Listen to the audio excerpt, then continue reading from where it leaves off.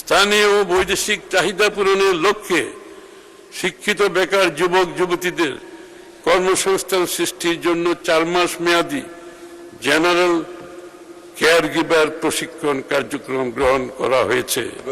Care গিভারের একটা বিশাল বিশ্বজুড়ে market আছে, বাংলাদেশেও আছে। সেই কাজটা আমরা দ্রুত পর্যায়ে সেদিকে আমরা এগিয়ে যাচ্ছি ইনশাআল্লাহ।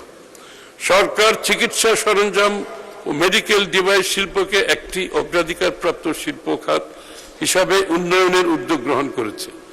সীমিত আয়ের মানুষের পকেট থেকে চিকিৎসা ব্যয়ের বোঝা কমানো, মানসম্মত ওষুধের সহজলভ্যতা নিশ্চিত করা এবং সার্বজনীন স্বাস্থ্য সুরক্ষা নিশ্চিত করা হবে। আগামী 2026-27 অর্থ বছরে স্বাস্থ্য ও পরিবার কল্যাণ মন্ত্রণালয়ের জন্য 69,409 কোটি টাকা বরাদ্দের প্রস্তাব করছি।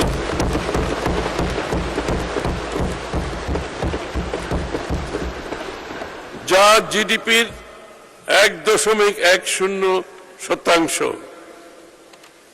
এত বড় স্বাস্থ্য বাজেট আর কোনো সময় দেওয়া হয়নি।